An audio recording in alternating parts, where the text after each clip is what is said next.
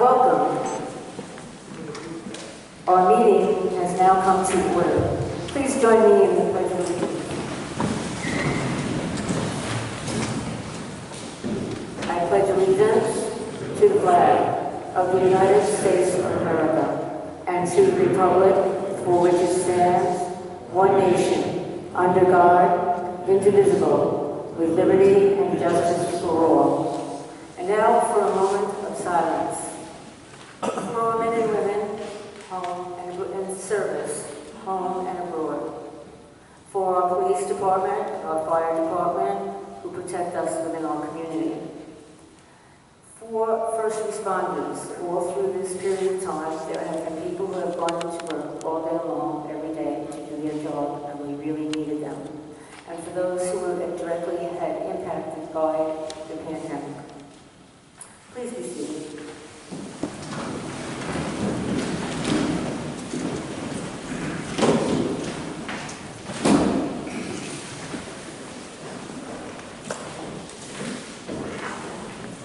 This evening we are going to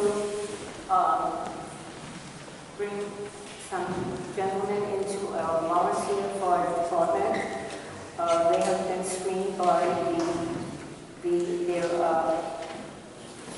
volunteer firemen's board, and we will begin. And I'm going to begin by introducing John DiRienzo. John, where are you? Here. Very good. Chief Spisco? Thank you, Mayor. We have three new members before you tonight that are joining the fire department. The first one, John Lorenzo, as you mentioned, is a married father of two and is employed as a construction site fire safety manager. He is a former member of the Hope Fire Department for 40 years. He was also a former fire instructor for the Suffolk County Fire Service Academy from 1999 to 2016, making him a great asset to the fire department and our training. John is looking forward to working with all members of the department and moving us forward. Thank you. Looks like we go on to the second and third member. And now, okay, go ahead. The second member is Ben Cannon, recently moved to Garden City. His family includes his wife and including 6-year-olds. He works from home for a software company and is excited to support the community through the Garden City Volunteer Fire Department. And finally, we have Greg Pryor, spent 4 years in the U.S. Navy aboard the USS Harry S. Truman.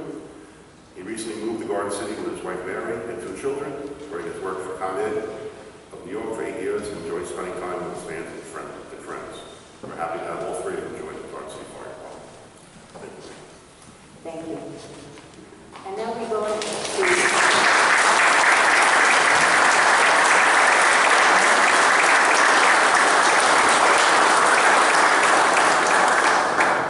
and now we need a motion. May I have first?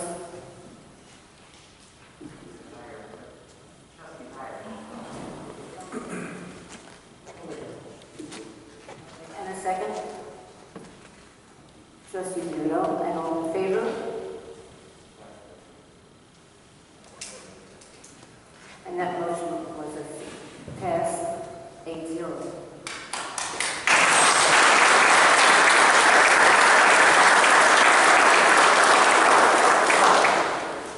Now we will turn to comments from department heads or village administrator. And we will begin with Commissioner Jackson.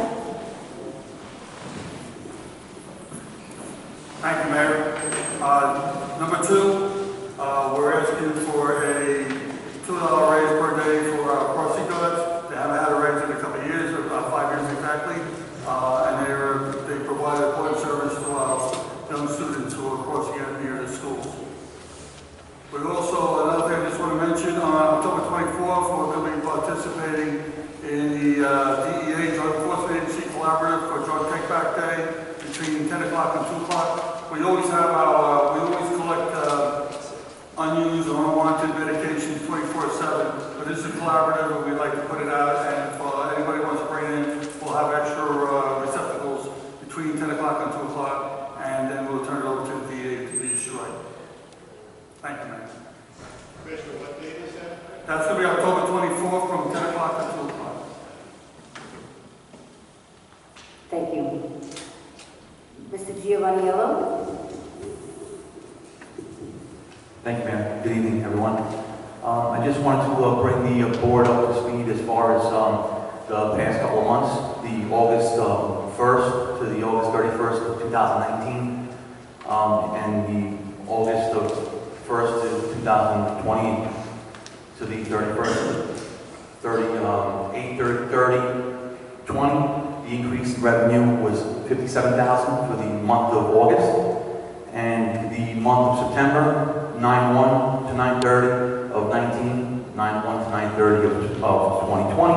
The increase was $76,000. So I just want to bring the board up to speed on how we're tracking. We're tracking the increase of many applications coming in, and hopefully things are getting back to normal.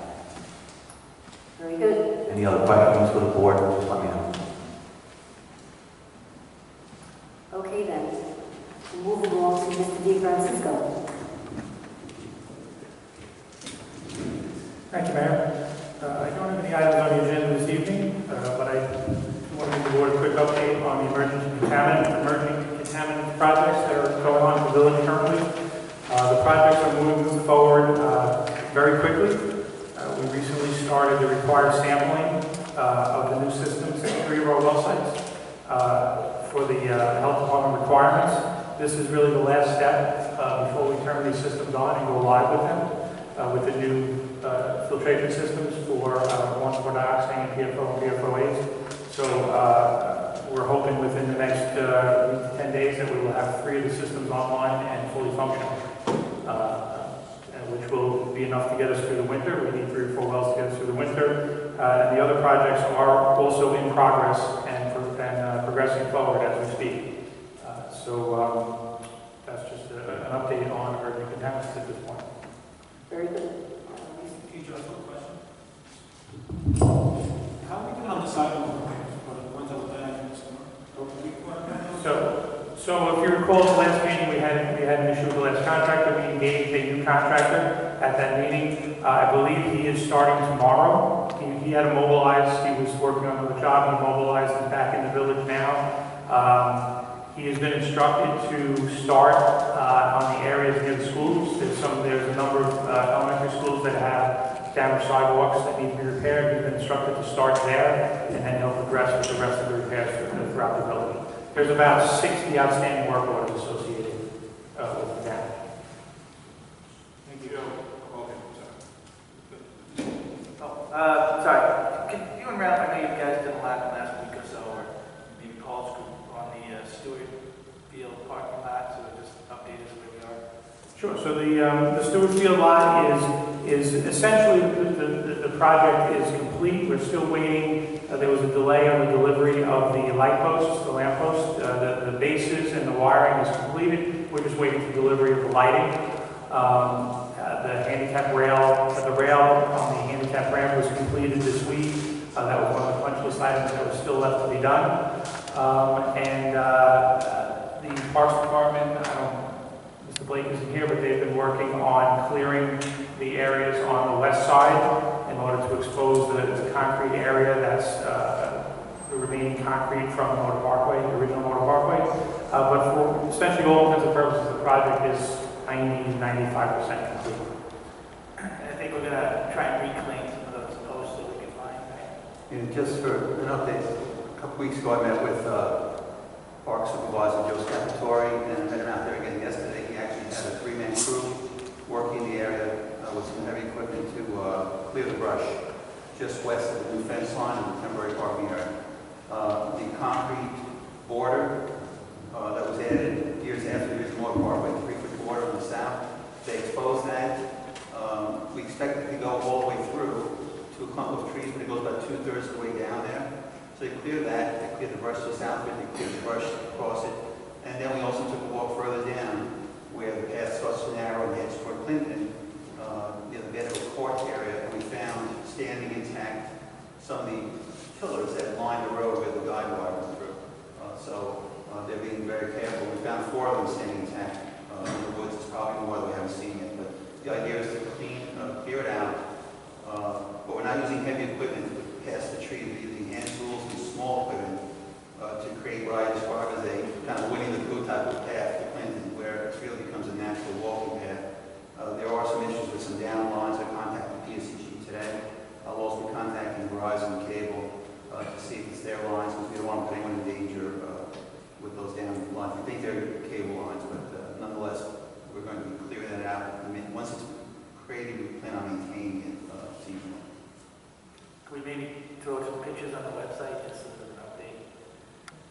we gotta get the picture boards, whatever I call them, a couple of those to lay out some of his things. Yes, correct. So I have approached the village historian about having historical markers placed at the site. I've asked him to, that we're ready, whatever we want to put there, we're ready to mount those signs. I don't know if he's responded yet, but that's where we stand. I also, one of the side note, the village sign department is working on signage for Raymond Court, for Stewart Avenue, directing people to this lot, so everybody's aware that it is there. Thank you. About the question, did you get the signs from Bill Bellamy yet? No, Not in relation to this project. not in relation to this project, no, we're not. The Nassau Boulevard project, I see the old bricks and everything else are being laid in that herringbone. If anybody hasn't been there, you should go look. It's looking, coming out beautiful. I just wanted to know how the progress was and if we ran into any other issues. No, the project's moved along, once they started placing the bricks in place, they really moved along very quickly. They're probably a little more than halfway done with the lot at this point. We were, again, able to use about 80 to 90% of the bricks, the original bricks. There is a band around the outside of reclaimed bricks that we had to buy for this project to replace the ones that couldn't be restored. But I agree, I go there almost every day, and it's really moving along very nicely. The pattern is beautiful. Yeah. The second question is the water tower. I see that there's now some massive piece of machinery. It's black in color, and I saw them up, I guess, with that cherry picker. They were going, I passed by the other day, so if you just kind of give us an idea of where we go with that. Sure. At this point, we're in the painting phase of the project, so they're sandblasting. That machine you see is for sandblasting. So they've been sandblasting the inside of the tower, and they're priming it at this point. And then the next phase will be to sandblast the outside of the tower, and then prime that, and then the next step after that is paint. Okay, all right. Thank you, sir. You're welcome. Sorry, just all in, rough number for the water tower was 8 something? It was about 6.9 million, I believe, was the number. There is a pending change order, which would bring it over 7, but that's still pending at this point. Thank you. And then we're still going to do the project next to it. That's part of the original dollar amount. That's not an addition. There is, just so you know, I did get a price on having the name Garden City painted on the tower, which was not part of the original project, but it would be an additional $28,000 if you would like the name Garden City painted on the tower. So I will bring that to the board as a change order for consideration. Very good. Mrs. Swansea? Mayor, I plan on speaking about the Stewart Field preservation side that Trustee Dorney asked about already, but I have nothing else on the agenda. No particular report. Very good. All right, then. Mrs. Wu? Good evening, Mayor. I have no items on the agenda tonight. Okay. All right, Madam Venter, I'll ask. If there are no further questions from the board, I will ask that for questions and comments from the trustees.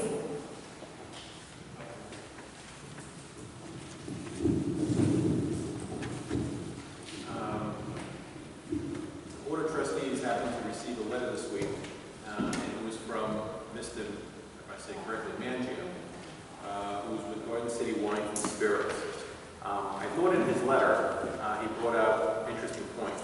And what he was basically talking about is that obviously the street being closed 3 nights a week, which besides, I know in his letter he feels that it really mostly benefits the 3 major restaurants that are there, but there are many other places there that benefit, and I also think it's a great environment, not only for people, but also for our children to be able to have a place that they can go, and I see them enjoying it all the time.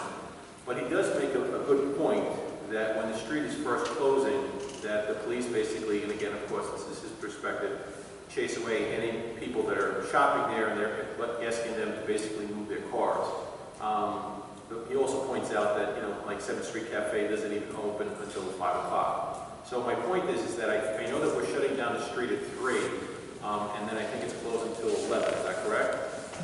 Okay, so all I'm saying to you is that I think that one of the things we might consider is, again, like I said, there were multiple businesses that are on 7th Street I don't think that it takes us 2 hours or 3 hours to clear that. So is it possible for us to maybe take that time and push it back? Because again, I think that what we're doing is absolutely beneficial. I think the residents enjoy it. I've heard nothing but positive things for us for what we're doing.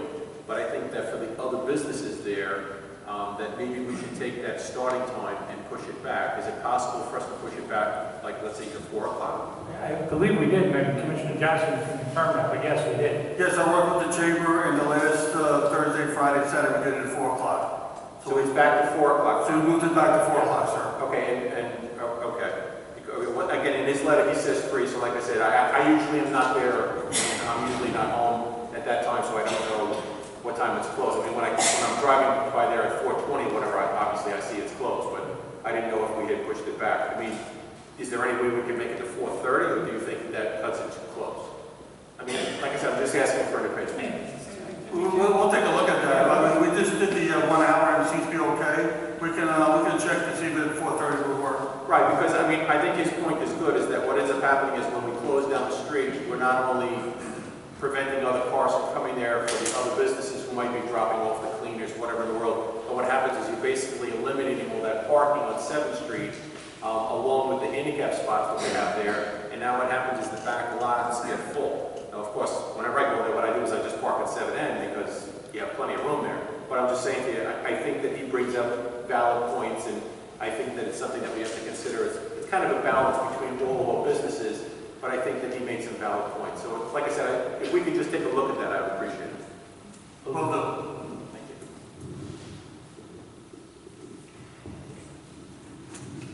I would like to speak to the fact that in Garden City, we are in tune with every community in the state, and that we have organized a New York State Police Reform and Reinvention Collaborative.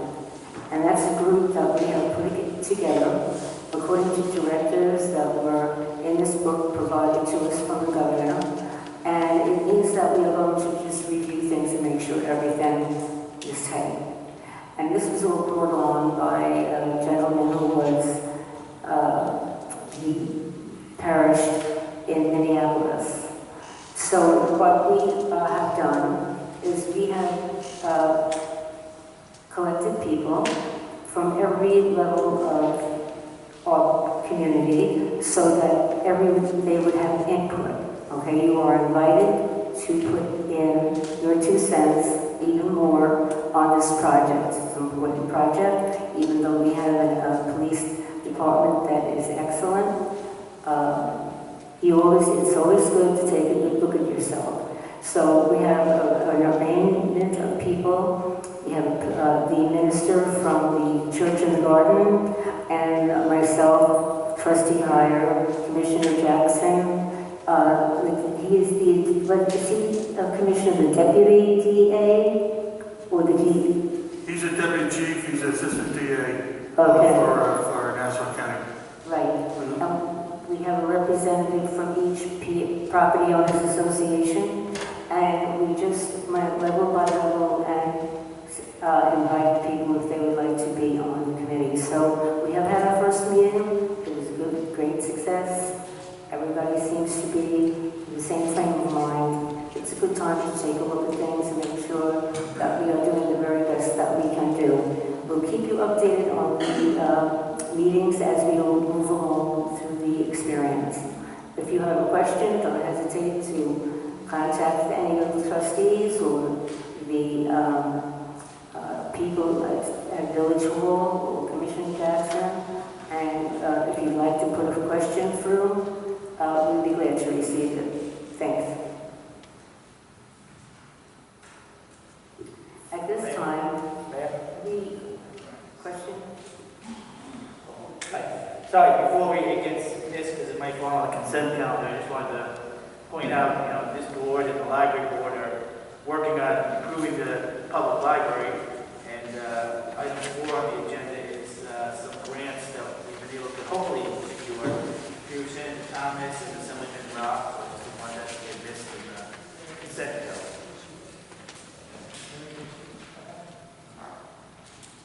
That's all. Moving on.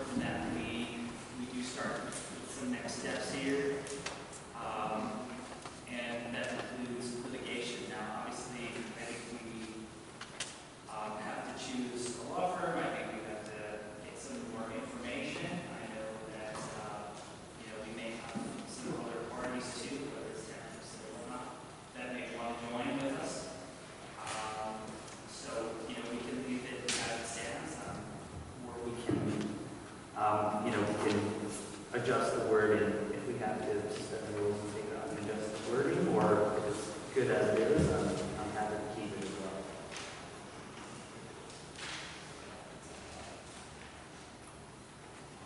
well. Well, I think that did we want to move immediately to having litigation, trustee Mingo, or were we going to take a good look at the situation as it stands now? It's my understanding from quite a few residents gave me a call that they have put poles on the north side of the three tracks. And it makes you realize when you have been sitting with people and listening to what they have to say from the governor or from MTA and giving you a lot of instructions, and you begin to realize that actually this is not really what's really happening before your eyes. So that's why we decided that it would be a good idea to look into it. Naturally, the board would have to approve that. And they don't really come on out and visit us, call together at least the residents of the estate and give them an opportunity to explain how they feel about what's going on there. So we are looking at a few other avenues of approach. Any comments or questions from the trustees? If I can make a suggestion, again, if we want to have that discussion on that, what I would suggest we do is I would suggest that we pass the rest of the consent calendar, leave that to the side, and then we could have a discussion on that. The only question I have, the only other thing I have is that on number 7 is external communication. So if we, again, I don't know how this was set up, so if we approve the consent calendar, I'm assuming that's not on the consent calendar. That is on the consent calendar. Okay, so we did it. All right, so again, I think we should have a discussion on that. I don't think that we should just pass that with the rest of the things I'd like to talk about. 6 and 7. Yeah, I'd like to talk about 6 and 7 as far as 1, 2, 3, 4, 5. I don't have any issues with anything else there. And the last item is not part of the consent calendar in regards to the budgeting. So I'm just saying, I think that we should take 6 and 7 off. Maybe we can discuss 7 first, which I think will be a shorter conversation than 6. So that's just my suggestion.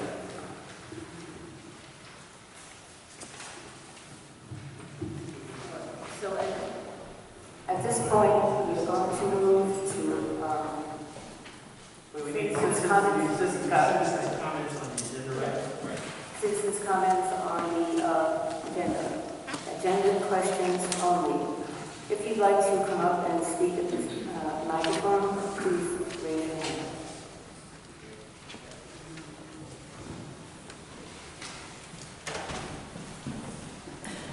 Please state your name and address.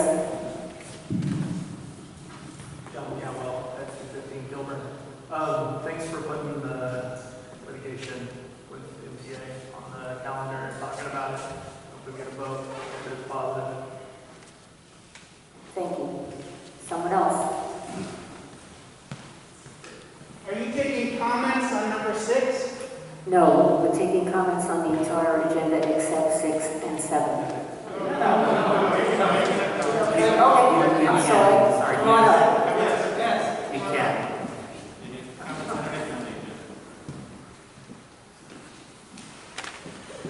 Number 6, my name is Charles Kelly. I live on Kilburn Road near the Maryland Avenue Station.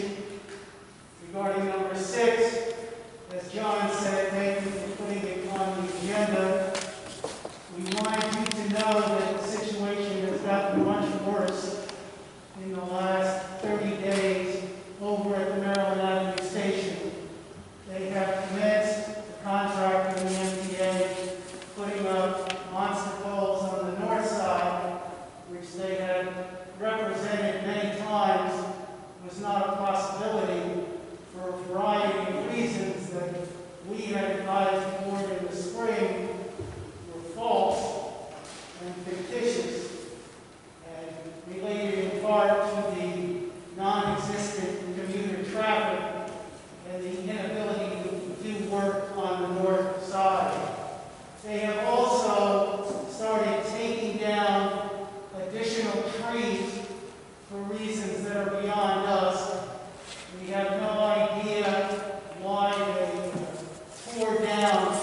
certain trees in the last 30 days. It makes no sense, and in no way does it aid their situation. We believe that the board should get an objective opinion of the litigation. As I told this board when we met recently about the monster falls, every opinion that we have gotten from many law firms has indicated that we have a variety of meritorious claims that we could make, sounding not just in that 500-foot rule under the public authorities law, but in nuisance and in arbitrary and capricious action under Article 78. The firms that we are in touch with would like, as we thought we were going to get, the opinion that seems to have ground this board to a halt, at least until tonight, from Beverage and Diamond, who certainly has a working conflict, having worked with this back in the inception. The idea that you can give an objective view of the merits of litigation on something you worked on in the past is at odds with the law of conflict of interest in the United States. And we urge the board, if it does as we wish, pass this resolution, not to retain Beverage and Diamond, to get an objective view of the merits of the litigation. And we again request, because you hold the privilege, no one else, you're the client. My tax bill says I'm a client too. Are entitled to what taxpayers' money paid for, which is an opinion that you all hold, and we have never seen from Beverage and Diamond. And we don't understand how something that grinds this board to a halt on bringing litigation that every firm we talk to says is meritorious is something that we are not allowed to view. We thank you, trustees and Trustee Menudo in particular, for putting this on the calendar. We think it's critical, and it's getting worse as the contractor has been allowed to run unabated wild ever since the letter that was sent to the third track committee was not backed up with any action back in April. Thank you very much for your time.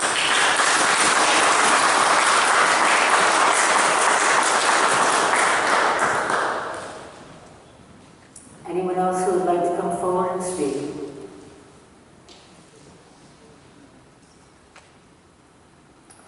In that event, I'm going to ask for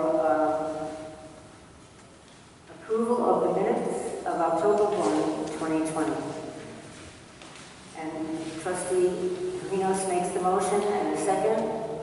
Trustee Foley, and all of those in favor.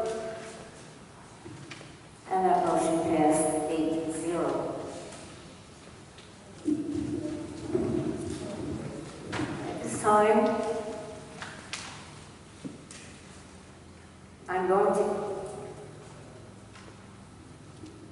we're going to discuss. Madam Mayor, I believe you need a formal motion to remove number 6 and number 7 from the consent calendar. I believe you need a formal motion made and seconded to remove items number 6 and 7 from the consent calendar. Yes. So, Okay, Trustee Rinos makes a motion. Trustee Harder is seconded. All of those in favor? Aye. The motion passes successfully. very good. Now, Madam Mayor, you can entertain another motion now to accept the consent calendar less those 2 items. Okay. Again? All right. First motion, Trustee Delaney. Second, Trustee Heyer. All those in favor? That motion passed successfully, 8-0. All right, now we have to Madam Mayor, I believe one of the trustees indicated he'd like to discuss item number 7 at this point. We're going to have a discussion on item number 7? Yeah. Yes, okay. Item number 7 deals with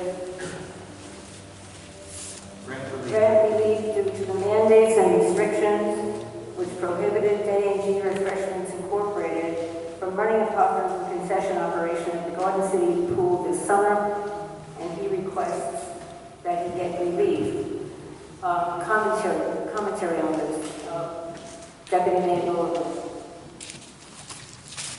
I don't think he's here. Mr. Park, are you here? I can speak for this, like I told you about this, if you have questions.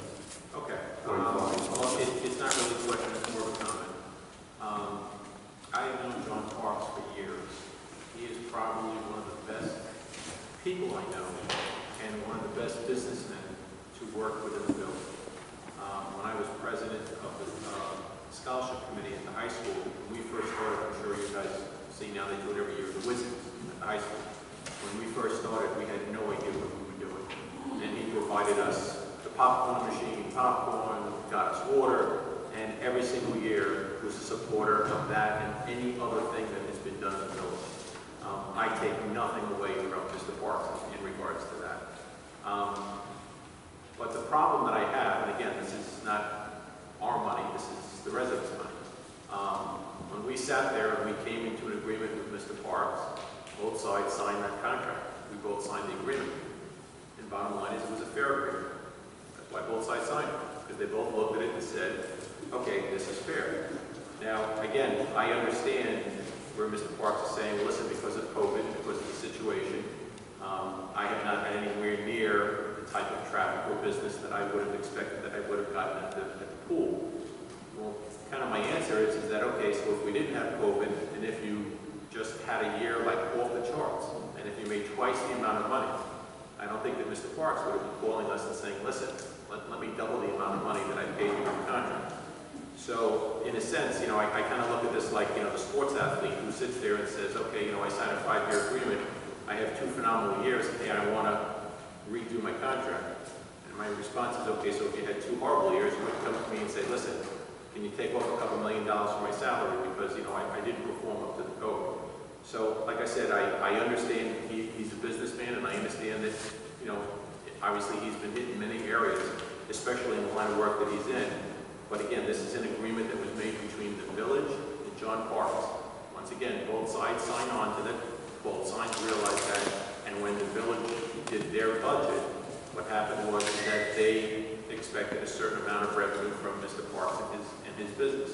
So again, with all due respect, regardless of my personal relationship with John, this is something, at least for me, that I don't feel that the village should do. This is my opinion. Ralph, can you get an idea of what kind of relief Mr. Parks is looking for? Yeah, well, when I read his letter, I believe he's asking for full relief. Full relief? I believe he asked for forgiveness of the whole year, but it's the last page on this deck. But I just add some color onto Mr. Baldwin's, Deputy Mayor Baldwin's statements. Mr. Parks is a resident of our city. He's been doing this for 30+ years. I think he serves the village well. In regards to the pool, we did open about 3.5 to 4 weeks late in the 12-week season, so that's something that, I'm just saying he shouldered the full version of the fee with only 2/3 of the opportunity.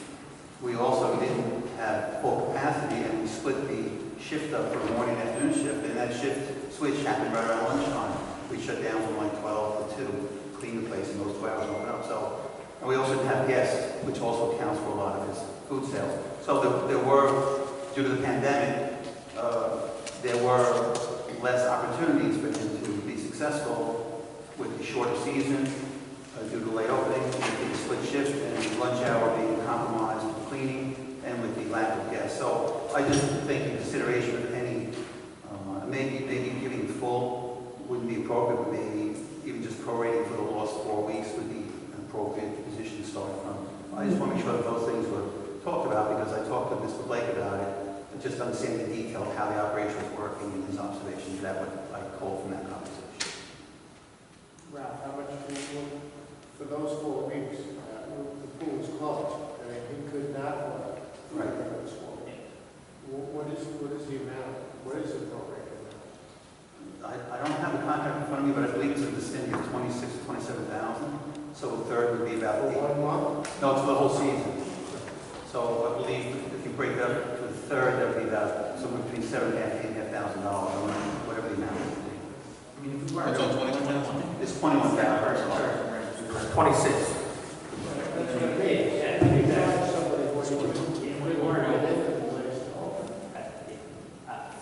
Ralph, has he paid us that amount?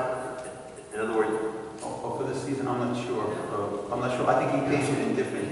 It's my understanding that it's $26,000 for the year. Payments were supposed to be made as of June 15th, $7,000, July 15th, $5,500, August 15th, $5,000, September 15th, $3,500, October 15th, $2,500, and then the last payment of $2,500 on November 15th. It's my understanding that he has not made any of those payments. he's not made any payments. That's what I've been told.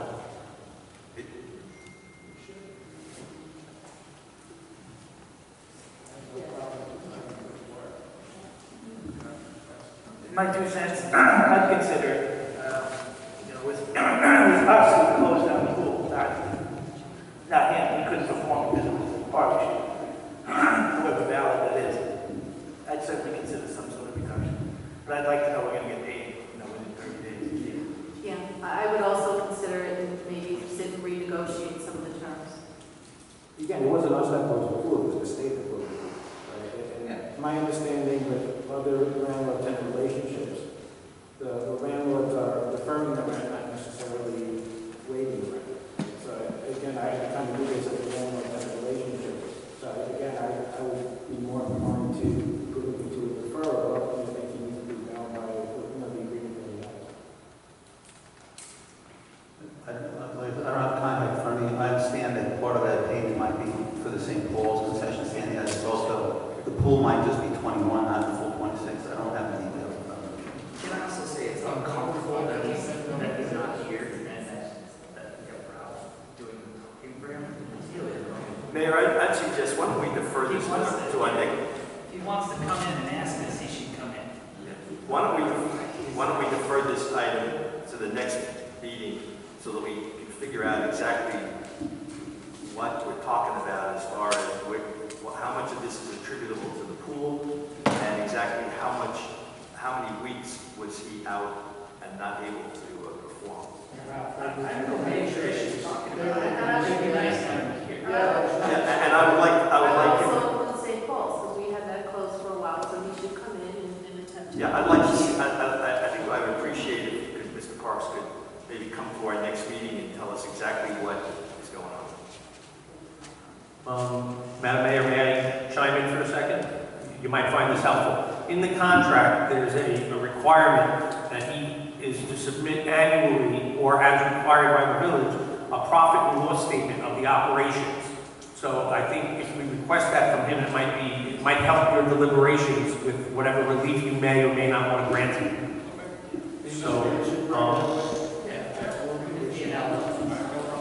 So between now and the next meeting, I'll work with Mr. Swazi to try to secure that.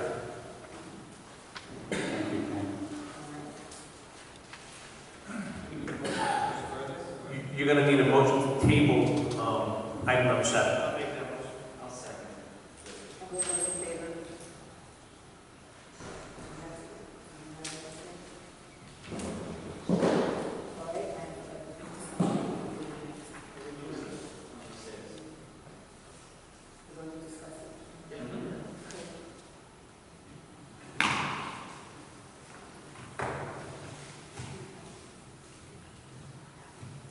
I know how I feel exactly now about third track and the poles. We didn't really want to go with the third track, but we realized that there was a lot of push going on with that, and that I thought it was something political, and that it was going to have conversations with people who were in power with that project. But it went, it went along. The other day, about 2 weeks ago, they celebrated the opening of the new Hyde Park railroad station, and it is quite beautiful, and it does have a lot more amenities than the old one did, and everything about that was just fine. I found out that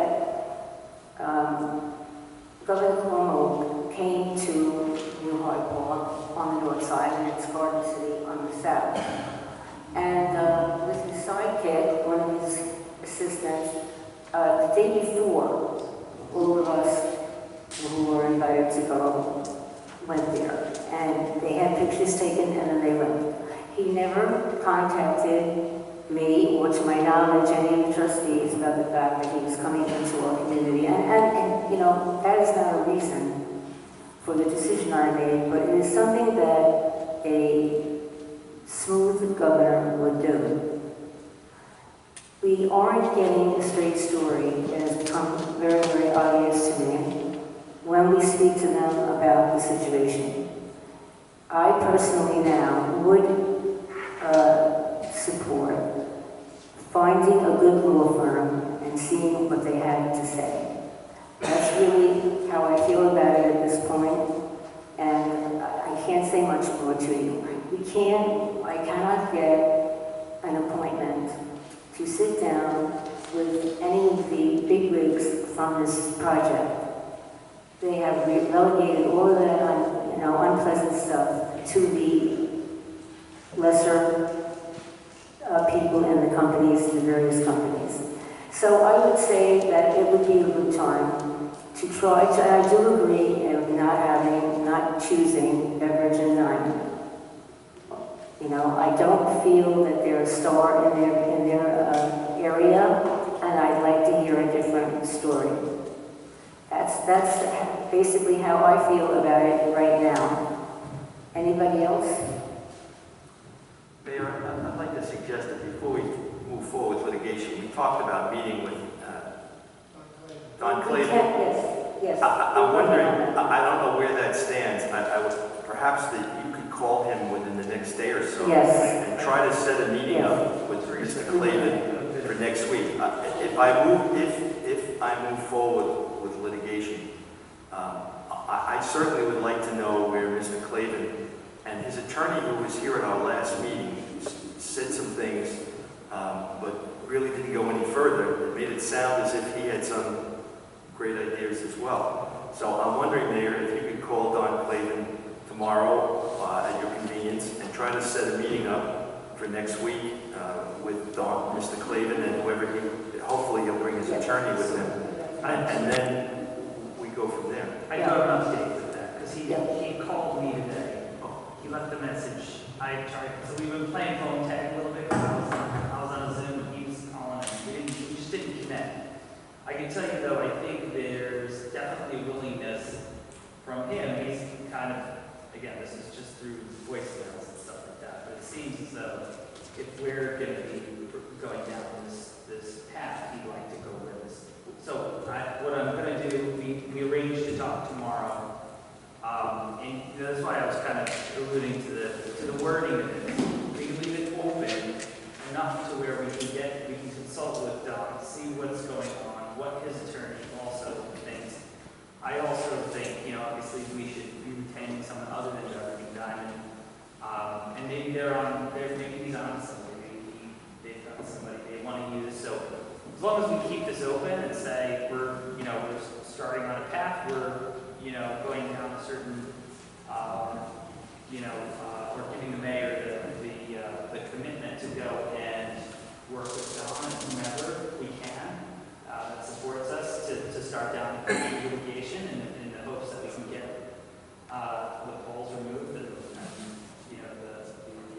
utilities put underground. We can tinker with any of the wording we want, but I think that's, again, I concur with Therese. I think the time is, I think we've been messed with enough, and we gotta say it. Mayor, I'd like to comment on this. First thing before I say anything, I don't support the polls. I don't like the polls. I think the polls absolutely should be removed. Before I say a single word, it's exactly how I feel. The first thing that I'm frustrated is we had a meeting on October 1st, and it's October 15th, and we still don't have a meeting. I don't understand how difficult this could be. Now, when I came in here tonight, I asked Mrs. Altman if Mr. Claven's office had contacted us to set up a written meeting. She said no.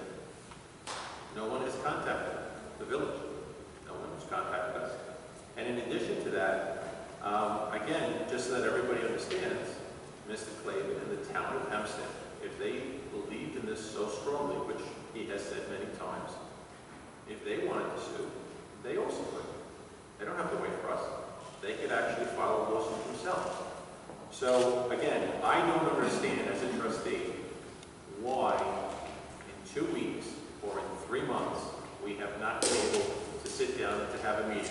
What I would say is that, unlike what Mr. Clavin had presented the first time, which was for Mr. Spazzi, the mayor, and possibly one other trustee, I think the right thing to do is for the entire board to meet, as Mr. Clavin had offered in his letter, to meet with the entire board, himself, and Mr. Muscarella.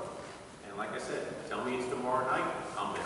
But I also think it would make sense for us to have that meeting in the evening, because there are several trustees who work. Now, in addition to that, the other thing is I read the motion that was made, and again, the trustee Nuno had said that we could have wordings changed. That there are a few things that, again, give me pause. First of all, one of the things we're talking about is moving the poles to the north side. Okay, now, when you look on the north side, there are, as it has been mentioned several times, a couple of homes that is in Garden City. That's on the north side. Now, if that's the case, we move it to the north side. So we're saying that because we don't want to have it on our side, we're willing to have the pole put on the south side, which would then be in someone's backyard, and then they would have to take away the person's property by eminent domain. So I don't think that that would make sense, okay? The other thing about this is that a lot of people talk about, and again, this is where even the last time we had this discussion when Revamp was here, is the part that I get to, and this is where we're trying to understand, is that, again, I understand that everyone, a lot of times people bring up that the poles were put in with no notification, and they basically give all these regulations, anybody within 50 feet and all this other stuff. But again, all of that deals with utility poles. What happens is that the MTA kind of, split the hair here. And what they did was, it's built by MTA on MTA property, and MTA owns it. Now again, they rent it out to the utilities, but again, what happens is because it's all MTA property, what happens is they didn't violate any rules or regulations that exist with that. Now, again, I could be wrong. That's why I've asked the question, that to me, these are things that we would need to find out. And what I hope is I hope that at our earliest convenience that we could have this meeting with Mr. Clavin and with Mr. Muscarella, and we can listen to their insight, and we can listen to their thoughts on how they think that we should proceed going forward, and what rationale that they have, and their points on how they think that we should proceed. So again, the only thing I will implore is that for us to please arrange this meeting, and for us to reach out to Mr. Clavin's office. Like I said, if I was a resident, and I've seen several people posting, and I think they're 100% correct, they're saying, why the heck did you guys just sit down in a room and talk? I couldn't agree with you more. So, agreed. Those are just my points. I think some of it could be, first of all, we don't want them on the north side, we want them taken down. I don't know where it's taken here on the north side. We're saying relocate or remove, but I think a lot of the, getting to this step or making this step, I think there's a certain amount of, being the first guy in the pool at the pool party, and everyone's kind of staring at each other going, you going in? I'll go in if you go in, you know what I mean? And I think that's what we kind of have to get over with Don and anyone else who wishes to join with us. But I think that at a certain point, someone's just got to get up the gumption to jump in. And I think, this is a great way for us to lead on this.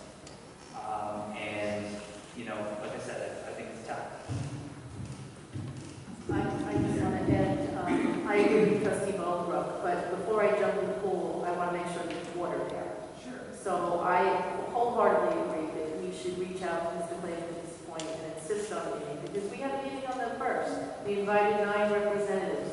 6 did not come. 2 sent a representative. 1 comment was made by Mr. Clayton's representative. And we had 1, Laura Schaefer was here, who left halfway through. So before I jump in the pool, whether it's Beverage Diamond or another law firm, I'm fine with that. But I want to know what he's willing to do, what he knows that I don't know, how to proceed forward from his point of view, what he thinks it's going to cost, what share the town of Hempstead is willing to pick up. I think those details need to be talked about in the meeting with us before we go forward. And as far as Beverage and Diamond's opinion, it's my understanding, and they said it several times, they didn't consider it a frivolous lawsuit. They considered it a lawsuit that we probably wouldn't prevail in that the polls would be taken down. So there's some fine subtleties there that I would like to hear from them again. I would like to hear from Mr. Clayton. I would like to hear from his attorneys of what he needs to see. So I would like the meeting tonight, and I want to be there. I would think everyone would be I just think it's premature. We should meet with them and figure out what they're talking about, and then figure out how we move forward. I don't think anyone jumps in unless we pass this and we get serious about proceeding. And that's the issue. Someone's got to just do it. And, you know, we're showing our intention that we're for real. And right now, to this point, we sent a letter, they ignored us, where they kind of treat us like, you know, a deep lodge state here. And we need to have some teeth. We need to bite it. And I think, you know, we'll get the meetings, we'll get the people talking to us once we show that we're real. And I think passing this is a big part of it. I agree with what Bob said. I agree with Colleen. You know, this isn't a blank check. This isn't, you know, an open-ended directive, but we want to nail it down. I think this is a great first step in getting us to where we need to get. Well, I spoke to Mr. Colbert. He sat over there last time. Yeah, I spoke with him, and we're speaking again tomorrow morning, so I think that the meeting will come along quite quickly. So I did arrange to speak with Mr. Clayton. He sent me a text, and, you know, I'll push to get that meeting, and we will and I'll let him know that this well, no, my office will take care of we that. need to get on it. Yeah, my office will take care of that. I have an appointment to speak to Mr. Colbert again tomorrow early in the morning. All right, so that would be like my next step. Our next step would be to have a meeting and have a good discussion of it and plot out where we go from here. If we want to put verbiage in here that says we meet with Tom's office, that's a group. Right, but we're not, yeah. Happy to do that. I don't know how to put that in. We're not going to take that off the consent Trustee Ringo, I understand what you want to do, but I'm not going to vote for this unless I have an understanding of what we're doing. What makes most sense is that let's sit down with Mr. Clayton, let's understand where they are coming from, because again, if they sat there and they give us their facts, their path, as Trustee Foley had said, and their attorneys explain to us their point of view, what we may then do is we may then go down a different path or a different avenue than we have before. If, on the other hand, we sit and talk to them, and then what ends up happening is that nothing substantial comes out of the conversation, then we have to decide as a board how are we going to proceed going forward on our own. So I have no problem sitting here and finding out if we have other options. The other gentleman who came up here and spoke before, he said, well, you know, we spoke to other attorneys and, you know, they have the different perspective and everything else from Beverage and Diamond. Again, so far from everything that I've heard that was presented to us, and by the way, I think, and if I misunderstood this, I apologize, sir. I thought you said something to the effect of that you've never seen Beverage and Diamond's opinion or whatever. I know that we put this actually in the newspaper, a summary of every single thing that they had said which they approved. So again, if in the event there's something there that you haven't seen, and then I apologize, but I thought that it was put in the newspaper.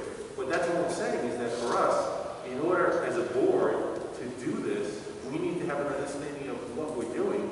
And I have no problem getting, if they have their attorneys that gave them all their facts and information, why don't they then share with us or give to us what their attorneys, their perspective or point of view is? It may be points that we haven't thought of. Yeah, and that, I think this is. Which I'm in favor of. I think this is open-ended enough to where we can do that and then proceed.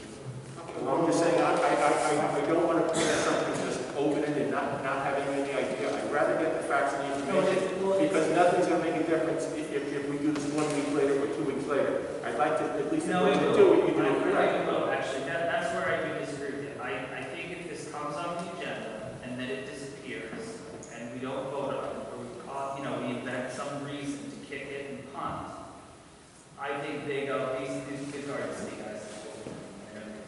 That's not. What do you mean? If I'm sitting across the table from you, you've walked out a couple of times, I'm going to put a hole right in the middle of the house. Because I know you know what you're doing. If you then pass something that doesn't have any teeth, that doesn't have a path, It does. then, okay. We've mapped it out. Let's talk about what our next steps would be. And I said we can add it. Listen, I'm not saying it. I'm not saying, but all I'm saying is let's at least find out the facts before we vote on something. We don't need the facts to vote. To say we have the intention of holding people responsible, we don't need facts. I'm not disagreeing with that. I'm not disagreeing with that. I just suppose I'm going to change the lead. No, we're not going to change the lead, but I tell you, we sense to completely pass a resolution and you don't have to again, a set of idiots.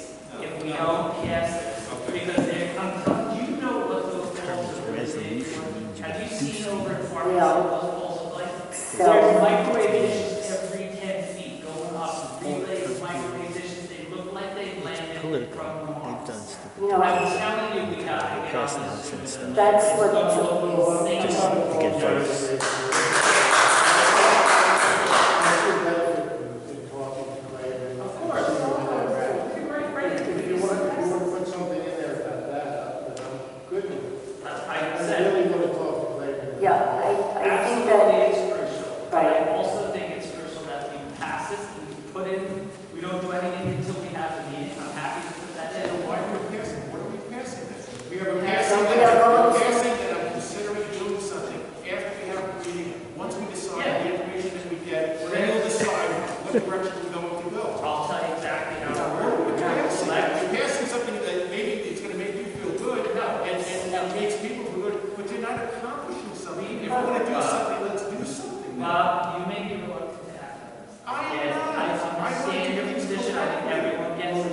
There's more board members up here, I think we put in that we gather information, we meet with Flavin, but we are giving authorization to the mayor to eventually engage in special counsel to pursue litigation to rid of the polls. Period. I'm frustrated is I have listened to things for 3 months. I know. And it's gone around in a round circle, and everyone talks about all the things that she's doing, and every single time that I and other trustees sit there and say, okay, let's get the facts, let's get together, let's talk, let's exchange ideas and everything else, nothing happens. I must be the only person who's frustrated about that, because I just don't know, because we're just sitting here and, oh, let's just do this, it makes everyone feel good, everybody else. No, if we're going to do something, let's get something done. We are. This is all right, the first step. you know, I think that we have accomplished something. I spoke to Mr. Cogan today, and we're speaking again early tomorrow. We'll have the meeting, and we'll have it in the next available evenings. Let us know what evenings you're available. And I don't, what if we did go to Mr. Craven, and he said no, he couldn't get involved, he's too busy, or for whatever reason, we're going to have to keep on going. We're going to keep on going. If Clayton says, look, you're on your own, or maybe has an invitation, it still doesn't deter me from the fact that we should still be doing it. Well, It's not contingent on him. so there's a lot, when I speak to these people, I get a feeling that there's a lot going on, and there's a lot that they have planned, and we don't know anything about it. And someone wrote me an email in the very recent past and spoke about the fact that, first of all, on the stock market, their stock is bad. They have financial difficulties. The next thing is that they're looking to use the poles to make money from technological companies or whatever. I don't know what they're trying to do. But I would say, so what, Mr. Clayton? We'd love to have his time and his money, quite frankly, too. But the thing of it is that even if he refuses us, we have to keep on going with it. I'm sorry if everyone doesn't see that, but we need more control there, and I think we need an agenda. So if we try to, Can I hear from Mark? We're trying to say a couple things. Sorry, we were. You and I spoke. Yeah. Again, I agree with where we are. I just think we need to talk with them. Yeah. First, get that nailed down and see what they have to say. We can sue them after that. Well, I think, again, I think we could write in, that we're going to meet and we're going to collect information and, we're going to have to come back to the board with a price for the offering, who it's going to be. So this isn't open-ended. It's my point. We're going to be talking about this again in future meetings because we need specifics. I think this, though, is a major step in us committing to ourselves, to everybody here, that we're serious and we want to go down this path. And I think it's more than symbolic, but I think it's very necessary that we do this. And if you want to write something in there, about us meeting, let's write it into the motion and let's vote. I'm happy to do that. should we take a vote? Yeah, let's take a vote. Can we take an informal vote for a second? How many people? And maybe we can read it with that piece in there. I saw you Try to get that piece in there. Okay, how many people would vote to Yeah, that's true. Okay, so basically taking your last sentence that's on the agenda, a resolution is now, this is just my chicken scratch, so bear with me. A resolution is now before the board to authorize and direct the mayor to take steps to have a meeting with the town supervisor and other interested parties and to seek out proposals from qualified law firms and engage special counsel to make additional efforts, including litigation, to remove and/or relocate the poles. Oh, that's great. That's good. That's perfect. That's very good. That's awesome. Great job. Karen? I make the motion. Did you get that, Mrs. Bowman? Yes. Yeah. Thank you. I make the motion. I'll second. Second, all those in favor?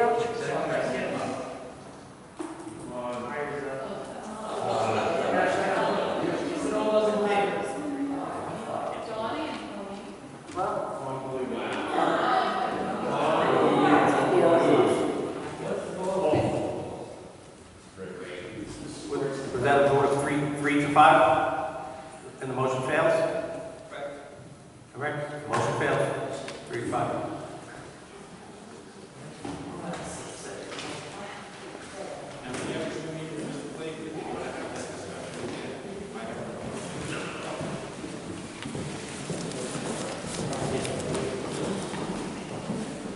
Madam Mayor, I believe we're on item number 9 on the agenda.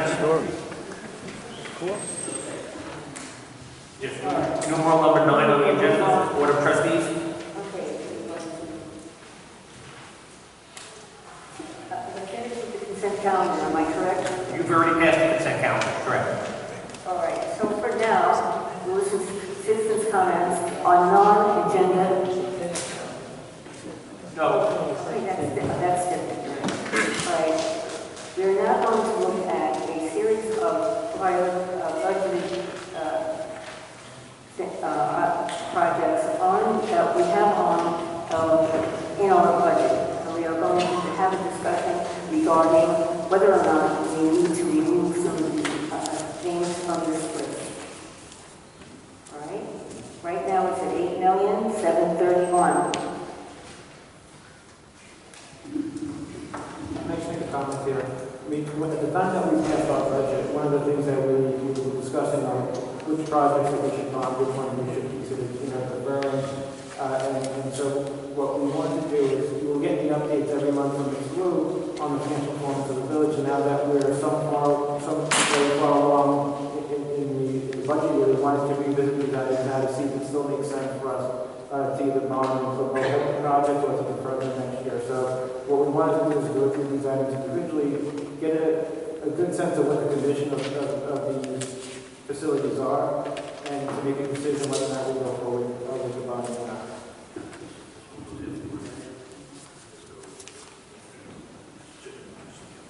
Other comments? Mr. Squazzi? So, thank you, Mayor and Board. So, Ms. absolutely right. What Ms. Venus just said is that during the budget process, we discussed the operational budget and the capital budget.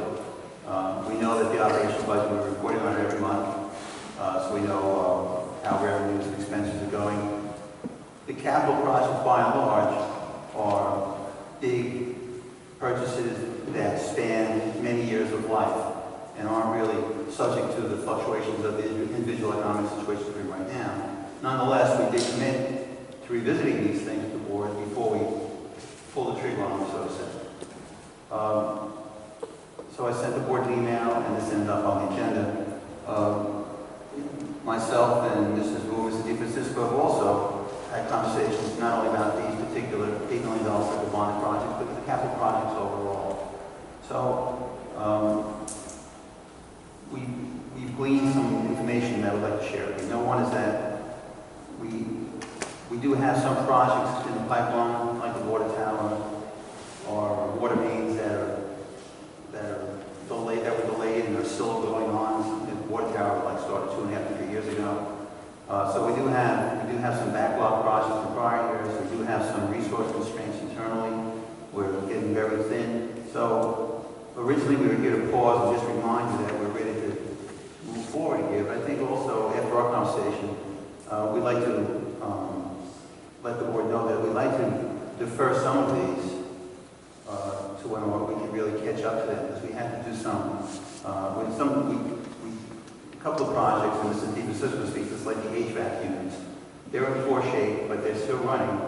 And because we have built into this project a third-party construction manager, we don't think they'll handle our ability to move forward in particular. The road repairs, I think this village made a commitment to keep our roads in good shape at the algorithm we defined back in 2014, actually, 15. I'd like to keep those going. But some of these other projects, like the library roof, the roof of DBW garage, mechanic shop lift, they're all important. We are committed to them. We'd like to possibly defer them to later this year or into next fiscal year, just because we're just running out of bandwidth. So the new projects are adding onto our existing load, and I think... Ralph, are these in the order of priority that you and Mr. DeFrancisco and the other village officials think they should be in? No, they're not. Okay, thank you.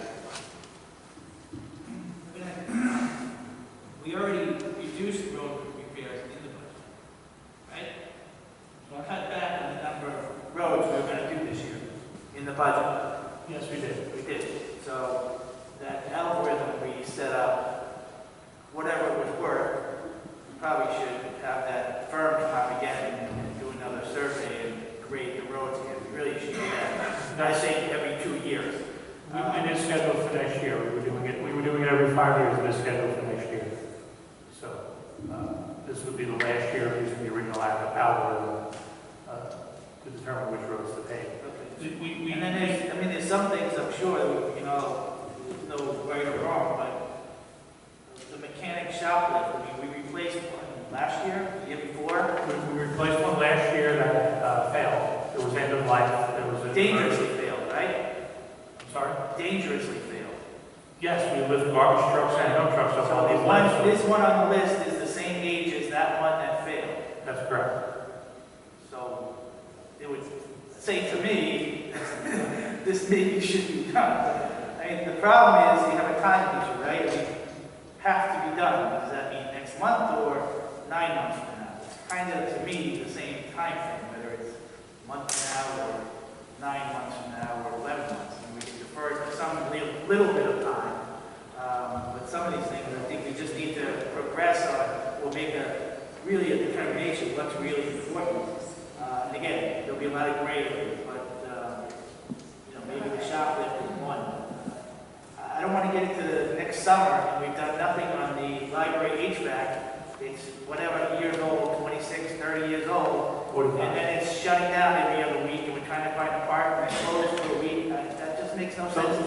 So speaking about the libraries, we did have them evaluated, Village Hall and the library, the HVAC systems. The evaluations, they were evaluated as being in poor condition, both buildings. The one at Village Hall, parts of it are 65 years old, parts of the library are 45 years old. But we did plan this project with third-party oversight in the budget. In anticipation of the fact that we could have bandwidth issues internally, we needed third-party oversight. I'm using a lot of third-party oversight on some of the water projects. So those projects could move forward. The road repairs, I believe, if we don't want to fall behind on the condition of the roads in the village, I believe there's another project that does need to move forward. The water mains, again, goes back to water. I consider the water department critical. I don't think that project should be held back either, the water mains. The rest of these, I think, can be deferred to later this fiscal year, maybe early next fiscal year. Joe, which ones would you do? Which ones? I think the roof projects, there's a number of outstanding roof projects. Yes, the roofs are old, they need to be replaced, but they're not actively leaking. We can patch them, we can get through another year before we replace those roofs. What else do we have on the list here? Well, what's the sewer building improvements? What is that? So part of that project involves, if you recall last year, we added a SCADA system to the sewer buildings, which required installing computer servers in those buildings. And this past summer, the servers kept failing because the buildings don't have any air conditioning. It was getting too hot in the buildings, the servers were shutting down. So part of this project involves putting air conditioning in those buildings to maintain the computer systems that we installed. There's other parts of that project to actually repair the buildings. One of the sewer buildings is almost 100 years old. It needs repair. It's not going to fall down. It is a sewer building. Nobody works in the building. But it does need to be maintained. So part of that could be done. The air conditioning systems we can install. We already have estimates. We're ready to do that work. But again, this is why we came back to the board. Before we actually moved forward with it, we wanted to just make sure we're in a position to do this work. So I just get nervous. There's no right or wrong, I don't think. But I get nervous about deferring stuff that we know is got to get done. And then next year, there's another reason to defer. When I started on this board, there were so many things that the board never even knew had been deferred for not just years, decades. And I'm worried that this is a slippery slope because it's easy not to do the work, not to spend, and I get it. But, at some point in time, like we've been doing, you should play catch up again, play catch up again, play catch up again. So I'm just nervous about where we go, but I think we gotta, sharpen pencils and figure out exactly, maybe a year doesn't make a difference, but, Yeah, I get what you're saying, but the difference between prior years is we didn't have the pandemic, COVID, kind of major, events that would lead you to second guess spending. So, I mean, if you want to separate that list to nice to have and have to have, and you can go another year patching the roof, or if the pointing needs to be done right away. I don't know if we're getting water infiltration or not, or whatever, but there's some big projects out there that if you had to hunt to next fiscal, which is only 6-8 months away, and if it's all the same, I definitely agree with you. My comments on this, I'm sure the board members know.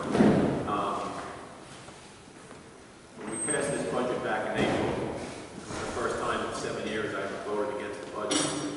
And the reason for it is that at that time, in March and April, I said we were unaware of the financial environment that we were going into. And in my opinion, it did not make sense.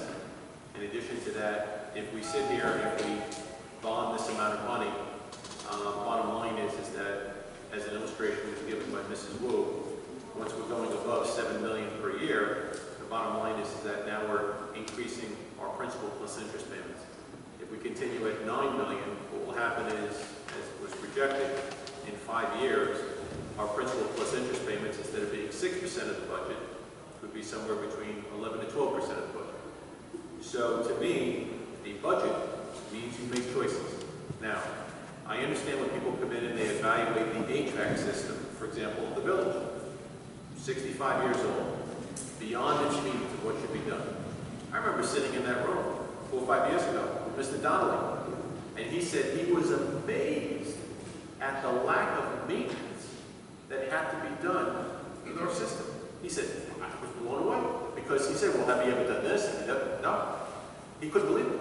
And one of the things that we did, Joe, you remember, is that what we did was during the meeting is that he suggested that we actually blow out and clean out the radiators. You know why? In 65 years, we've never done it. So what happened was when they actually did that, it really helped the system. Now again, I'm not saying it's not past its useful life, but we're sitting here right now, and I don't know about you, but we've already seen several businesses in our area that have gone out of business. I don't know when the winter time comes, and when it's 30 degrees outside, I don't know how many other businesses will do as we go through this COVID environment.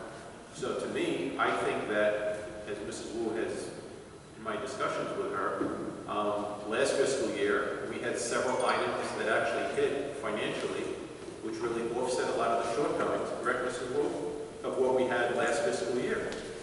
This fiscal year, we happen to have a large project which has brought in unforeseen revenue to the village.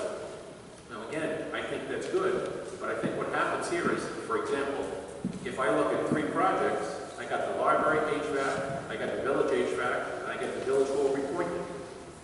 Again, to me, that's $3.5 million. I think that it makes sense that if we're going to sit there and deal with the library roof, and we're going to put a new section in the library, the kids' library, and all the things that we're doing with the grants, to me that makes sense for us to devote the money to the library HVAC.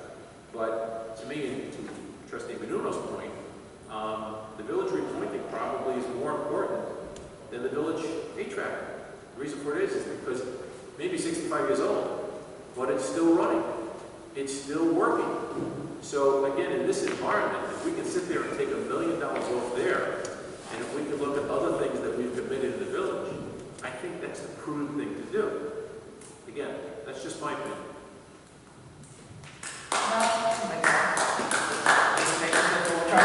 what we did the budget, so we revisit these things and decide what we can defer.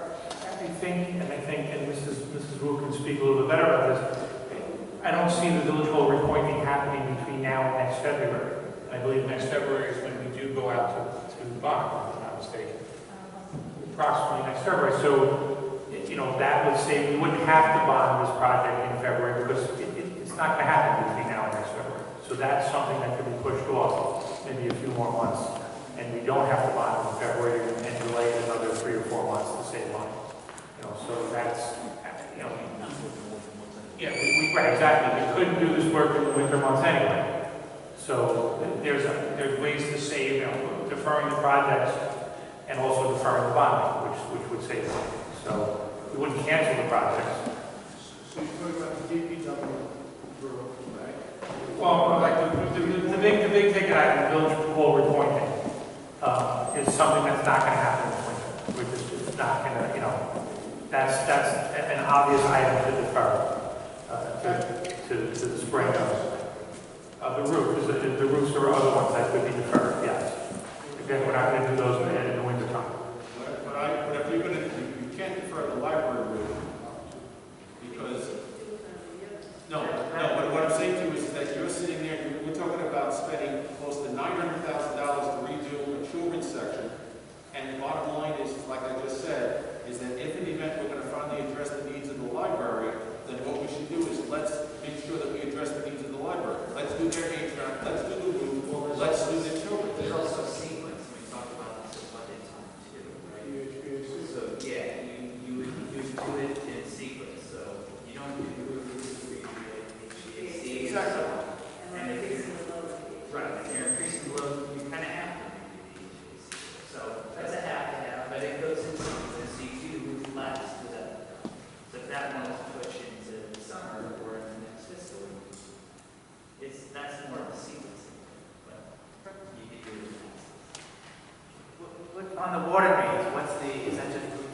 replacement as we go along, we replace them? What is? Well, water mains these mains need to be replaced. There's been issues in these areas for years. The two mains in question are Meadow Street, which we're actually ready to go out to bid, and actually the Meadow Street water main is last year's budget. The main you're looking at on this budget is Clinton Road. So that's, and there's an issue with Clinton in terms of the size of the main, and that needs to be increased. That's why this project's on, and there's some valve issues also on Stewart and Clinton that need to be addressed. Just a section. Yes, it's from Osborne to basically the railroad tracks. So just on the water main, a little history. There were two water mains in the village budget in the last 2 fiscal years, Pine and Meadow. And originally, when they were conceived, they would do half of Pine and half of Meadow 1 year, and half of Pine and half of Meadow the second year. And we switched that to do all of Pine 2 years ago, and now all of Meadow. So that's kind of why it's, they actually went back 2 years, but we figured let's do one street all at one time. It's like a mile long, that's why when you get to it. Meadows not part of this. Meadows are in. Meadows was last year's budget, it's ready to be bid. It also includes Lindbergh and Commander, so it's a little bit more than Meadows. It's actually a bigger project than Pine.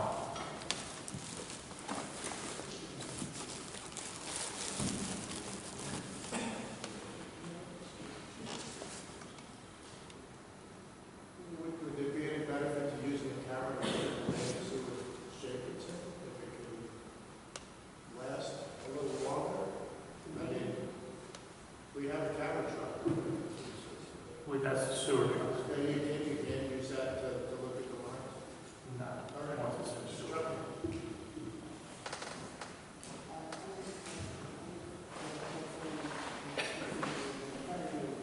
I'm trying to see what we can do.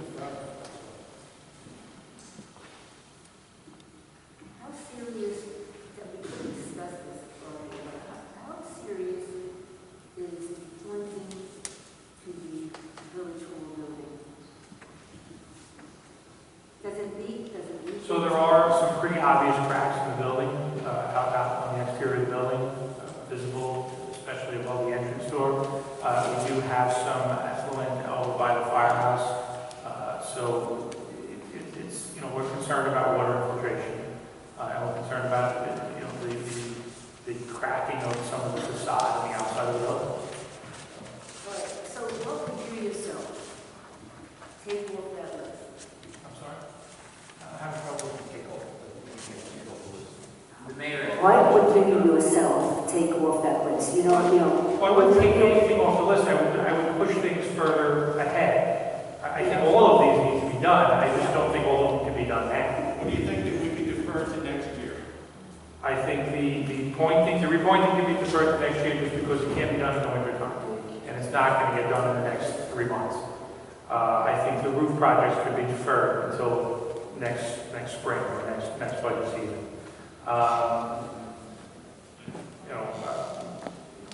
The mechanic shop list, as much as I do not want to push that off, and that is something that can be done in the wintertime, it's something that I guess we can defer, but I prefer not to. Joe, if the you just said with the HVAC, with the village hall repointing, so that's 1.5 million. What else would we defer? The roofs. Okay. Let's. There's 2 of them. You don't want to redo the library and then have the roof. Where's the other roof that are missing? The first one at the top. Okay, well, again, let's. I mean, those are the 2 smallest items. Let's just say, like I said, so with the village hall repointing, and if we did the village hall HVAC, okay, that's basically 2.6 million. Correct. If we did 2.6 million, we take away 2.6 million from this, that brings us down to 6.1 million. We can then do every single thing else on this list. We defer those 2 things for next year, and then if we bond the 6.1 million, we're basically below the 7 million, and we're not increasing our principal plus interest payments. Can we do that? I Can we do them? Yes. But Can we defer those two items to next year? yes. But let me ask a question. With redoing the children's section of the library at quite a price, Oh, yeah, that has nothing to do with this. that has nothing to do with that It has area? nothing to do with this. But that isn't on the contract. No. All right. Village repointing and then village hall HVAC. So those two things, like I said, that's 2.4 million. So if I have 8.7 million, that now brings it down to 6.3 million. So what you do is you take those two items out, you bond everything else, you get all those other projects going, the roads, the replacement of the water mains, the roofs, we take care of all that stuff, okay? We take care of the library, HVAC, whatever they've got, and then what we do is, next fiscal year, we put in the budget the HVAC for the village hall and the repointing, and we put it aside for 1 year. That's all I'm saying. We do those two things, and then in addition to that, we're also now bonding, am I correct, Mrs. Wu? Less than 7 million, correct? You're deferring which projects? Two projects, village hall HVAC and the village hall repointing. That's 2.4, 2.4 from 8.7 gives you 6.3. So basically, add a couple more dollars in, we're only bonding 6.5 million, which is below our 7 million. One project that's not on this list because it's already begun is the fire department's fire station. So the board approved the $500,000 bond resolution. Okay, so then that just makes it an even 7 million. Correct. Okay, so that makes us an even 7 million, which is right in line with the number that you gave. Well, take off the library roof, it doesn't get delayed. Yeah, but the library roof. Okay, I'm just saying, it's only $100,000. I'm saying here, but I'm just saying, if we take those two other things off and defer that to next year, now we can do everything else on the list, address all the items that you have, the lifts, the water, the library, HVAC, everything else. And now, what we're bonding is we're keeping in our principal plus interest payments flat. Correct, Mrs. Drew? Say that again? I said, we turn around and we eliminate those two things even with the money that we set aside for the firehouse. The bottom line is we would be bonding 7 million, 7 million. which would then be in line with keeping our principal plus interest payments steady, correct? Yes, that's correct. Okay. Someone. That's my recommendation. Joe, two questions. In terms of the curbs and sidewalks, aren't those reimbursed by the residents, or are those? Is that chips? No, are those reimbursed by residents, or are those village sidewalks and curbs that we're? No, the ones listed here are village sidewalks. That's the cost we incur. Okay, secondly, in terms of the road repairs, how much of this has already been done? None. We Never started yet. No, we just finalized the contract yesterday with the payment contract.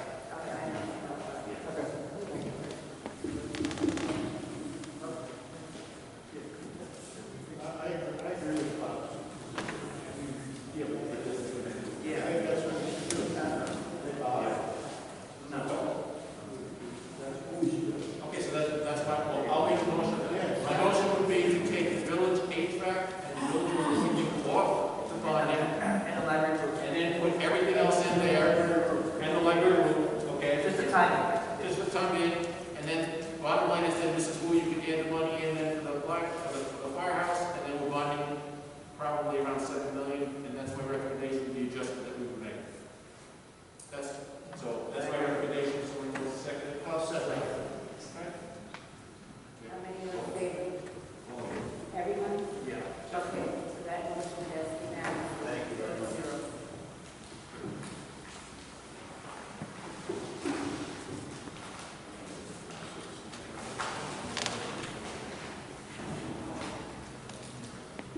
Yeah, I have to leave it. If there was something to work. So now we'll go to citizens' comments on non-agenda items. If you'd like to speak to the board about a non-agenda item, please come up. In that event, I'm going to ask for a motion to, come up please, Phil. I'd like to address the board as to the agenda item, and I only ask for a few minutes. Agenda item number 6. Madam Mayor, I believe this portion of the citizens' comments are for non-agenda items. What could be on anything? They can talk about anything. So it's residents' comments on anything. So thank you. I want to first thank you, Trustee Menudo, for at least. Can you give your name and address, please? Excuse me? Can you give your name and address? So Richard Correa, Weaver Road, thank you. Thank you all for addressing the issue. And thank you particularly Trustee Menudo for putting it on the agenda. But I don't think I'm alone in expressing certain mysticism as to what this board collectively chooses to tackle and what it chooses to let slide. How many injustices do we have to suffer? How many, how much do we have to endure from this MTA 3TC? They clearly ignored us. Very little action has been taken by the board, and this obsession with Don Clayton. Look, if Don Clayton never showed up day one to support us, what would this village board be doing? You are our village leaders. This is our village. It's great. Meet with Don Clayton. Apparently he reached out to at least 2 of you up here today. There's nothing in this agenda item that prevents any one of you from speaking to Don Clayton. Trust me, I again agree with you. The time for action is probably way past. This tonight was a failure of leadership, and I hope that at the next board meeting, this resolution or something similar will be brought up again after the conversation with Don Clayton, however that may go, and that this board take some leadership and do what's right for this community. Thank you.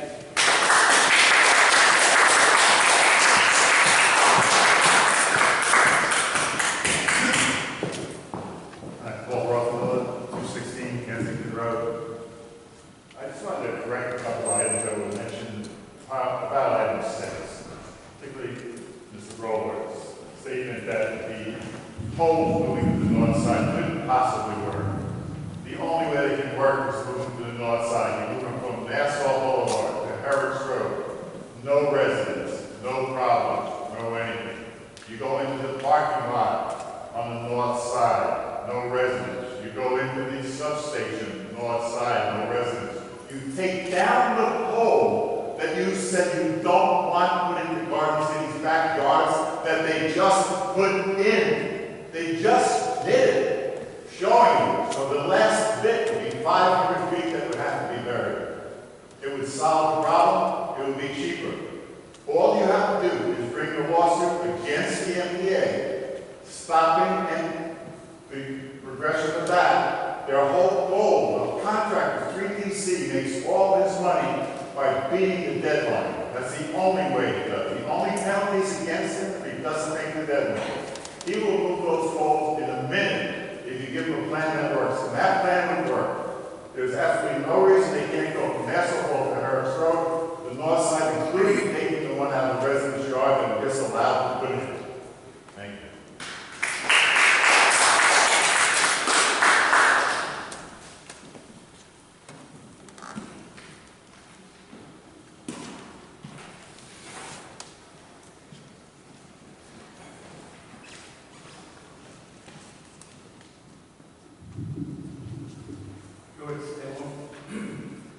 Listening to tonight, prioritizing the capital spending. George, will you please come closer to that microphone, please? Of that. Okay. And listening to prioritizing the capital spending, I wonder whether you're running into now too much kicking down the road in the past. That so many required necessary projects are bunching up on us because it didn't move in the past. I just wondered if that might be the case. The other thing is that you're planning a budget for the next fiscal year. You haven't addressed the subject of revenues that might be disappointing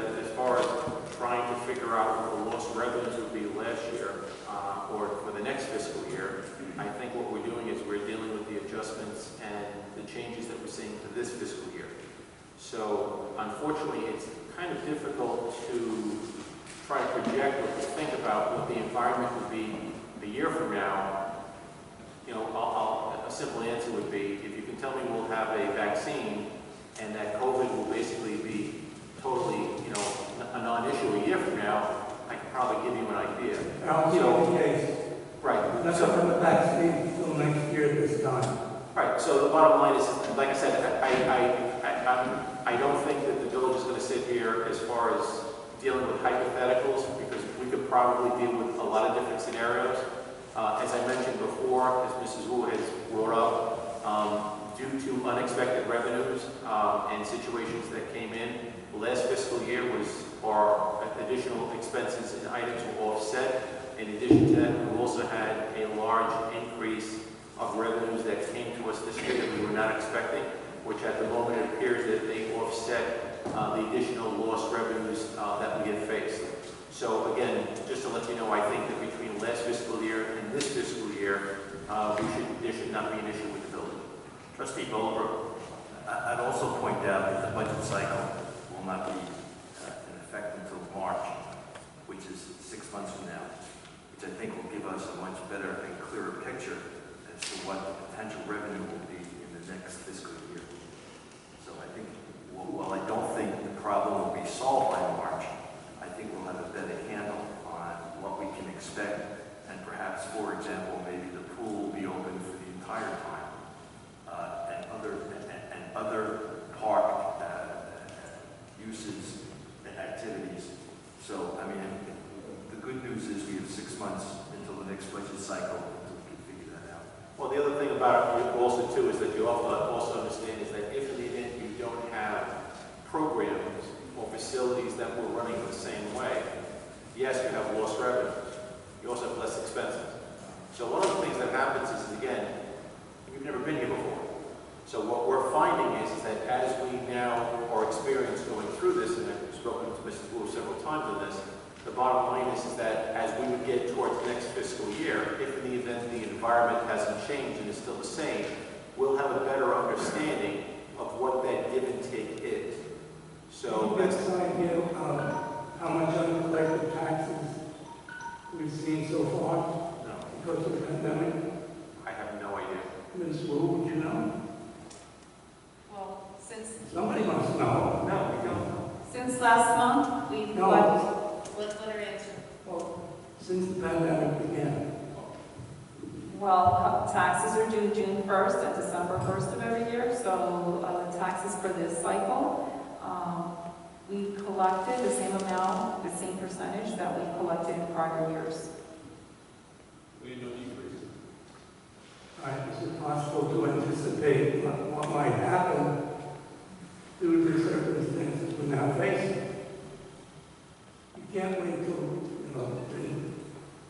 it's upon you to say, oh, we should have done this, when it's pretty visible right now, and we're in a difficult environment. Mr. Salem, the taxes were due on June 1st. The COVID shut down everything in February.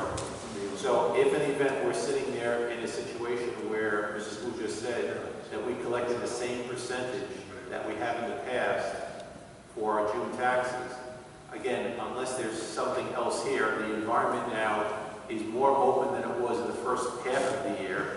Businesses are more open than they were the first half of the year. So there's a lot more activity, there's a lot more things. I don't know about you guys, but when I go out there and I drive, there's a lot more people driving, people going to work, people working from home, businesses making adjustments. So all I'm saying to you is that if we did not see a significant drop in taxes with our June payments, again, unless something else happens, again, you could always play the what-if game. I'm not anticipating that in December we're going to see a large drop-off as well. But again, that's one of the things that we do, is we constantly review whatever happens with the budget. So if in the event we see that or see any anticipation of that or we see a result, then we'll have to make adjustments going forward. But you can't be doing that when you just looked at your last payments. That was 4 months after the COVID situation closed everything down, shut it down, and you had no change in your tax base. In June 1st, most restaurants were not hurting. Right That's now, not true. That's not true, sir. But just to answer your question, we're not waiting till it comes upon us. You see this board every month evaluating expenses. You see us trying to plan for the new normal. We're all going through it together. So every month we talk about it. You just saw us do it tonight. So we're not waiting for something to happen to us. We're not a victim here. We are financially strong, and our goal is to remain that way. Mayor, I think Mr. Salem's time is up. Why don't we see if any other residents has anything to say, and then Mr. Salem can come back after that. Thank you for shutting me up. I'm not trying to shut you up, Mr. Salem. I'm trying to give other residents an opportunity. As you know, Mr. Salem, we have a 4-minute rule which you have used up.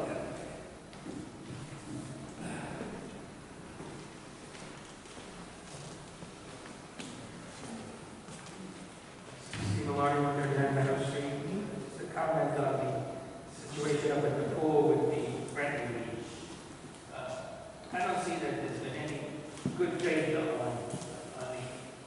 the gentleman's side, not making any payments when he has 6 months worth of staggered payments to make to the village. And you're going to look at the profit loss statement, so I think you look at least the last 4 or 5 years to see what his profits were in past years. And lastly, when the pool was closed, he had no expenses either. Thank you. Anyone further?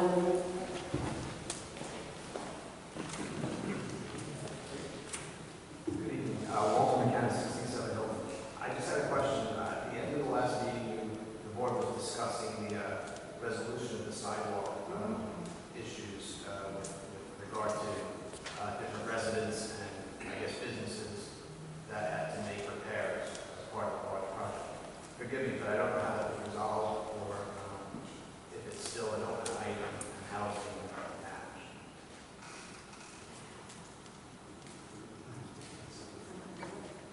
Can somebody comment on that? My recollection is that we were going to hold off going after the commercial commercial buildings, businesses on 7th Street, Franklin Avenue, and Noy Park Road. Mr. DeFrancisco, is that your recollection? I think it was also going to be sent out. I thought there was an issue with. We're going to hold off. We're going to send out letters to see what the reaction would be, and to see who could do it. But we weren't going to press it until after the covert. So does that mean that the project is on hold until those results come in?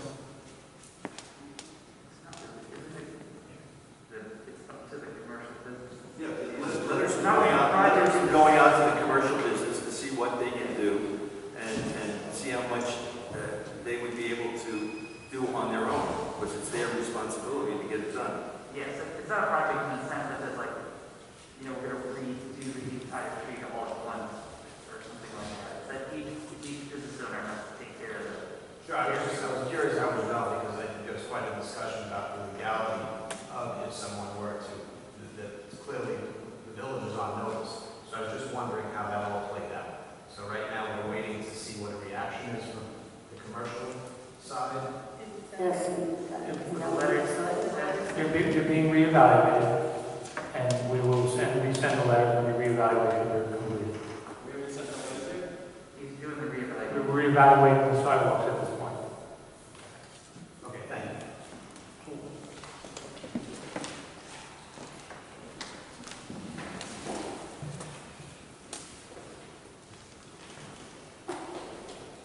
Leo Stimler, Huntington Road.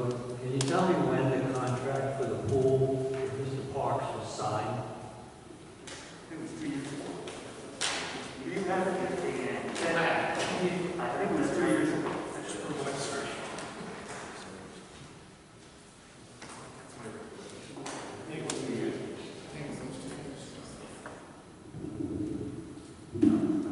The latest amendment was March 14th of 2019 it was signed, and it covers years 2020, 2021, 2022, and it has an option for 2023.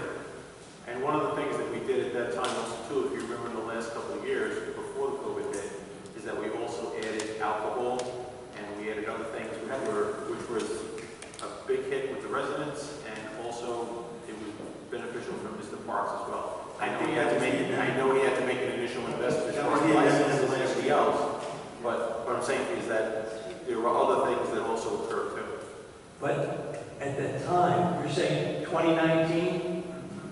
Yes, So he wasn't aware that the That's coronavirus, that he was ambushed by it. 2019 was the amendment that added alcohol in the pool. I think the original agreement is from 18, isn't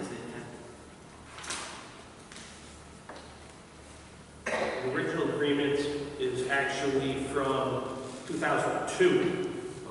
And then there's been an amendment in 2016 to extend it, an extension in 2017, and then this latest one was, 2019. Also, you should just note, when he signed that agreement in 2019, there was a requirement that he had to expend over $29,000 for capital improvements to some of the areas. And obviously that work would have been done in 2019. I just want to point out that he wasn't aware of the coronavirus, that's all.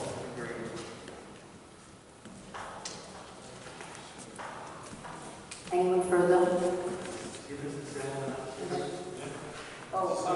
Mrs. Salem, would you like to come up and finish what you were talking about?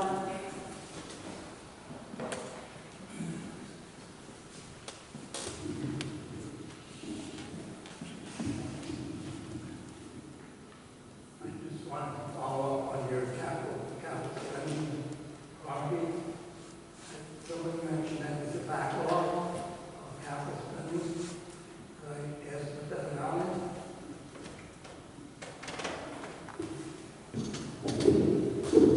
It's kind of hard to give a number like that off the top of our heads, but some jobs are on the cusp of starting, some are on the cusp of ending, some are about to launch, so I'm going to have because there's everything between we haven't received all our invoices, I really couldn't tell you what that number is. There's no number. I haven't done the research that you were asking the question, Cole, I don't have that information, so. Anyone further? Now that we can have a motion to adjourn. Trustee Menudo and Trustee Daly, and all in favor?